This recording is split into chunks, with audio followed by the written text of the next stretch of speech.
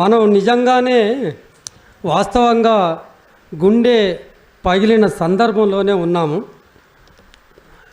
భారతదేశంలో మానవ హక్కుల ఉల్లంఘన యథేచ్ఛగా జరుగుతూ ఉంది. మానవత్వం సంక్షోభంలో పడిపోయిన సందర్భంలో ఉన్నాం. రాజ్యాంగం, జీవించే హక్కు పూర్తిగా విధ్వంసం కాబడుతున్న సందర్భంలో ఇక్కడ సమావేశమైన సందర్భం ఇది. మనం ఎన్కౌంటర్లని ఇంతవరకు అనేవాళ్ళం, కానీ ఇవి ఎన్కౌంటర్లు కాదు, ఏకపక్ష దాడులు. అటువైపు నుంచి మరో తూటాకు అవకాశం లేకుండా చంపుతున్న సందర్భంలో వేదనాభరితమైన నేపథ్యంలో ఇక్కడ ఉన్నాం. కానీ అధ్యక్షులు సాంబమూర్తి గుండెకోట అమరత్వం, ఆ ఘటన ఏమాత్రం గుండెకోత కాదు. ఇది గుండె నిబ్బరం చేసుకోవాల్సిన సందర్భంలో మనం ఉన్నాం. బహుశా ఆ లక్ష్యంతో, ఉద్దేశంతో విప్లవ విద్యార్థి వేదిక నిర్వహించిన ఈ సభ, ఆ ఒక్క మాటతో ఈ సభ విజయవంతమైంది. మిత్రులారా, సాంబమూర్తి ఇంకో పని కూడా చేశాడు. మొత్తం పేర్లన్నీ చదివాడు తను.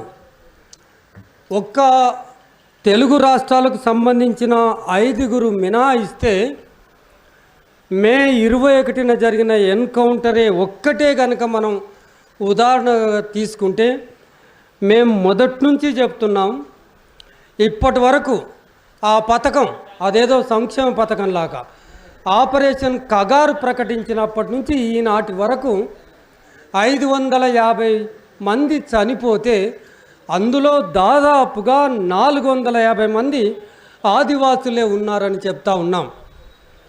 ఇప్పుడు మన ముందు ప్రకటించిన సాంబమూర్తి చేసిన ఆ ప్రకటనలో 28 మందిలో 5గురు మాత్రమే మావోయిస్టులు ఉన్నారు. మిగతా వాళ్ళందరూ ఆదివాసీలు.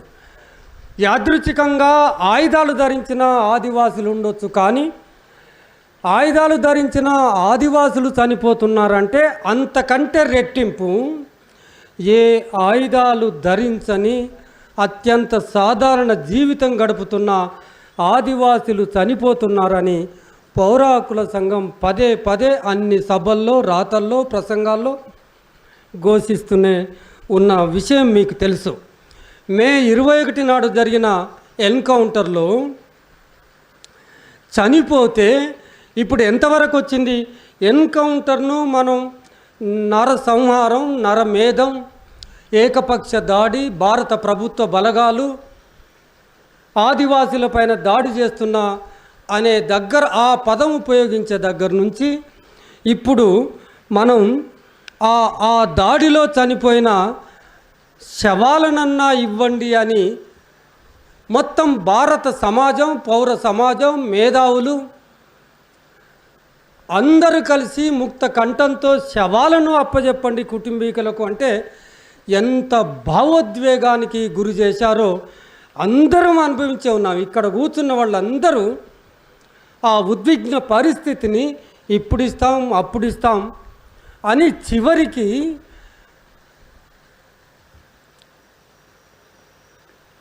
మతోన్మాదం అధికారమయ్యి అధికారాన్ని అడ్డు పెట్టుకొని ఫాసిస్ట్గా మారి చంపేసిన శవాలకు కూడా హక్కులు ఉంటాయని మనం చెబుతూనే ఉన్నాం. ఆర్టికల్ 21 చెబుతూనే ఉంది, శవాలను, కుటుంబీకులను బంధించి చంపేసే అధికారం ఎవరిచ్చారని సభా వేదికగా అడుగుతూ ఉన్నాం. ఏ చట్టాలను అనుసరిస్తున్నారు? ఏ రాజ్యాంగ విలువలను కాపాడుతున్నారు? మీరు చరిత్రలో ఎట్లా మిగిలిపోతారు? ఇంత బాహాటంగా చంపేసి కాల్చేస్తే ప్రజల ఆగ్రహానికి తప్పకుండా గురవుతారని మొదటి నుంచి రాజ్యం హింసను నమ్ముకొని రాజ్యానికి మొదటి నుంచి చెబుతూనే ఉన్నాం. ఆ ఆగ్రహం కట్టలు తెంచుకొని పెళ్ళుపుకి 29లో మీకు సమాధి కట్టక తప్పదని కూడా చెబుతూ ఉన్నాం. పౌరాకుల సంఘంగా హింసను ప్రయోగించేది మొట్టమొదటిసారి రాజ్యమనే చెబుతూ ఉన్నాం. ప్రజలు దాన్ని ప్రతిఘటించటం కోసం ప్రతిహింసకు పాల్పడటం అత్యంత సహజమైన పరిణామం. అందుకని మీరు హింసను మానండి అని చెబుతున్నాం. రాజ్యం మొట్టమొదటిగా హింసను ప్రయోగిస్తుందని మేము చెబుతున్న దానికి సాక్ష్యాధారాలు కర్రెగుట్ట ఈ మీడియా మిత్రులు కర్రెగుట్ట దృశ్యాలని మన ముందు ఉంచారు. ఏకపక్షంగా కాల్పులు జరుగుతున్నాయి. ఆ పొగల దట్టమైన పొగలు, ఇక్కడి నుంచి అరుపులు, ఇక్కడి నుంచి బాంబులు, ఇక్కడి నుంచి తుపాకులు, ఇక్కడి నుంచి తూటాలు ఏకపక్షంగా ఒకవైపు నుంచే సాగుతూ ఉన్నాయి. అటువైపు నుంచి ఏ శబ్దం ఒక్క తూట లేదు అంటే అది దేనికి సాక్ష్యమని మనం ఇవాళ అడుగుతూ ఉన్నాం. మిత్రులారా, ఈ వైనం, ఈ హింస శాంతిని నెలకొల్పాలని శాంతి కాముకులైన ప్రజలు సహజ సిద్ధంగానే శాంతిని కోరుకుంటాం. ఒక ప్రత్యేకమైన పరిస్థితిలో ప్రతిఘటించడం కోసం మీరు అనుకున్నది వచ్చి చేతిలో వాలుతుందేమో, కానీ సహజంగానే ప్రజలు శాంతి కాముకులు. ఈ జరుగుతున్న యుద్ధంలో ఏ యుద్ధంలోనైనా సరే టైం లేదు కనుక చరిత్రలో కనుక తొంగి చూస్తే యుద్ధము 2 వర్గాల మధ్యలో యుద్ధం జరుగుతున్నప్పుడు అది ఉత్కృష్ట స్థాయికి చేరుకున్నప్పుడు కొద్దిగా ఆపి చర్చలు మాట్లాడుకోవటం అనేది అత్యంత సహజమైన ప్రక్రియ. మాట్లాడుకోండి అంటున్నాం. కానీ ఈ పాలకులు ఏమంటున్నారు? మాటలు లేవు, గీటలు లేవు, గద్దర్కివ్వం. ఒక ప్రజా జీవితంతో ముడిపడి ఉన్న ప్రజా పాలకులు, అధికారంలో ఉన్న ఈ పాలకులు ఆ మాటలు అనవచ్చా? ఎక్కడైనా మనకు ప్రజాస్వామ్యం అనే కొంత మేరకైనా ఆ స్వభావము, లక్షణము వాళ్ళ మాటల్లో, చేతల్లో ఎక్కడైనా కనబడుతుందా అనేది వాళ్ళు మనం వీళ్ళను కనబడతలేదు అనుకున్నప్పుడు వీళ్ళను ఎట్లా మట్టుబెట్టాలి? ప్రజాస్వామికంగానే, రాజ్యాంగబద్ధంగానే అనేది మనం ప్రజలందరూ ఇవాళ ఆలోచిస్తున్నారు. ఆ ఉత్కృష్ట స్థాయికి చేరుకున్న సందర్భంలో, సామాన్య ప్రజలు బలవుతున్న ఆ సందర్భంలో మేమైతే సిద్ధంగానే ఉన్నాం. పోరాటం చేయటానికి, పోరాటంలో ఒరగటానికి మేమైతే సిద్ధంగానే ఉన్నాం. నీతో చేస్తున్న పోరులో అత్యంత సాధారణమైన ఆదివాసీలు మా కళ్ళెదుట నేల కొరుతున్నారు. వాళ్ళను గురించి ఆలోచిద్దాం, వాళ్ళను గురించి చర్చించుకుందామని చర్చల ప్రక్రియ ముందుకు తెస్తే, అసలు ఇక్కడ ఒక వివరణ ఇస్తాను.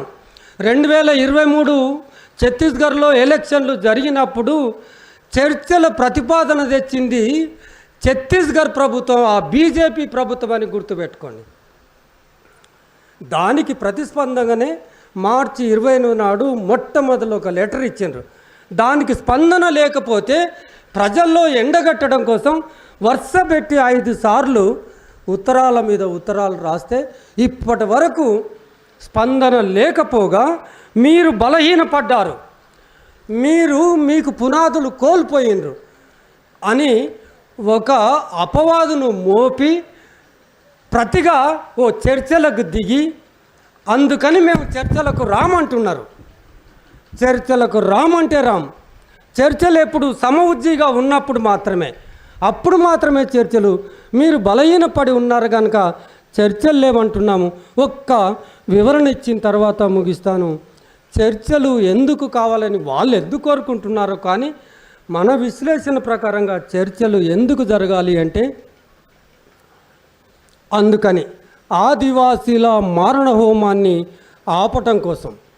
ఎక్కడైతే పదే చెప్తూనే ఉన్నాం, ఆ ఇనుప బూట్లు తొడిగిన ఆకులాకుల అంగీలు వేసుకున్న ఆ దుర్మార్గపు కర్కశమైన పోలీసులు, హృదయంలోని పోలీసులు ఎక్కడైతే ఉంటారో అక్కడ మొట్టమొదలు బలయ్యేది మహిళ అని చెబుతూనే ఉన్నాం. మిత్రులారా, అసంఖ్యాకమైన అత్యాచారాలు జరుగుతూ ఉన్నాయి. ఎవరికి చెప్పుకోవాలి? చాలాసార్లు చెప్పాను నేను. ఆ విషయాలను ఎవరికి మనవి చేసుకోవాలి? ఏ అధికారి అందుబాటులో ఉన్నాడు? ఏ పాలకుడు అందుబాటులో ఉన్నాడు? వాళ్లకు పొద్దున్న లేచి అడవితో వాళ్ళ జీవితం ముడిపడి ఉంటుంది కదా. మనలాగా బాత్రూములు ఉంటాయా? పొద్దున్న లేచి కాలకృత్యాలకు అడవికే పోవాలి. పండ్లు పలహారాలు తెచ్చుకొని తినడానికి అడవికే పోవాలి. వంట చేసుకోవాలంటే కట్టెలు తెచ్చుకోవడానికి అడవికే పోవాలి. ఈ పనులన్నీ మహిళ కదా చేసేది. మిత్రులారా, ఒంటరి దట్టమైన దండకారణ్యం అది. ఎవ్వరూ ఉండని దండకారణ్యం. మహిళ ఒంటరిగా ఒక్కరో ఇద్దరో, అసలు ఒక్కరి కూడా పోతారు. పోయినప్పుడు అక్కడే ఉన్న పోలీసుల చేతిలో పడితే మనం ఆలోచించవచ్చు. వాటి గురించి కదా మాట్లాడుకోవాల్సిన సందర్భం ఏర్పడి ఉంది కదా. ఆదివాసీలను ఎట్లా చంపుతున్నారంటే ఒకే ఒక ఉదాహరణ చెప్పి, శవాలను మోపిస్తారు. కాంకేరులో జరిగిన ఏప్రిల్ 16న జరిగిన ఎన్కౌంటర్లో శవాలను మోపించి 17 శవాలను మోపించి 12 మంది ఆదివాసులను చంపేసి 29 మంది చనిపోయారని పండగ చేసుకుంటున్నారు. 21 నాడు 28 మంది చనిపోతే శబాష్ అంటాడు ఈ అమిత్ షా. ఘన విజయం అంటాడు మోడీ. ఏంది ఆ ఘన విజయం? వాళ్ళు ఇతర దేశాల మీద యుద్ధం చేసి దేశానికి కీర్తి ప్రతిష్టలు తెచ్చారా? ఇటువంటి పాలకులున్న ఈ పరిస్థితులకు సంబంధించి చాలా అంశాలు ఉన్నాయి. పర్యావరణం దెబ్బతింటుంది. మే 21 నాడు సారు చెప్పినాడు. మే 21 నాడు ఎన్కౌంటర్ జరిగితే 22 నాడు 2342 ఎకరాల భూమిని పెట్టుబడిదారులకు అప్పచెప్పిండ్రు. 1,20,000 చెట్లు నాశనం అవుతున్నాయి. అసుదేవ్ అడవిలో లక్షల చెట్లను చంపేశారు. ఈ పర్యావరణాన్ని వచ్చే జనరేషన్కి ఇంత ఆక్సిజన్ ఇద్దామని, ఆ భూమిలో ఉన్న ఖనిజ సంపదను వచ్చే తరాలకి ఇద్దామని ఆదివాసీలు పోరాడుతుంటే, ఇన్సిడెంటల్గా అక్కడ ఉన్న మావోయిస్టులు ఇద్దరు మమేకమై పోరాడుతుంటే తుపాకులతో సమాధానం చెప్పి ఇవాళ శవాలను కూడా మన పరిస్థితి ఇది ఏంటో కానీ మన కాలంలో జరుగుతున్న వైనం ఏంటంటే శవాలను కూడా పొందలేని పరిస్థితికి నెట్టివేశారు. ఇప్పుడు మన ముందు ఉన్న సవాలు, నువ్వు చంపితే చంపావు. వినూత్నంగా ఆలోచించాల్సిన సందర్భం ఏంటంటే, చంపినవు సరే, ఆ హింసను మేము కోరుకోం, కానీ శవాలను మనం ఎట్లా స్వాధీనం చేసుకోవాలో పాత అనుభవంలోంచి వినూత్నంగా, క్రియాశీలకంగా, సృజనాత్మకంగా ఆలోచించాలని కోరుతూ ఈ అవకాశం ఇచ్చిన ఈ వేదికకు ధన్యవాదాలతో, మీ అందరికీ ధన్యవాదాలతో ముగిస్తున్నాను.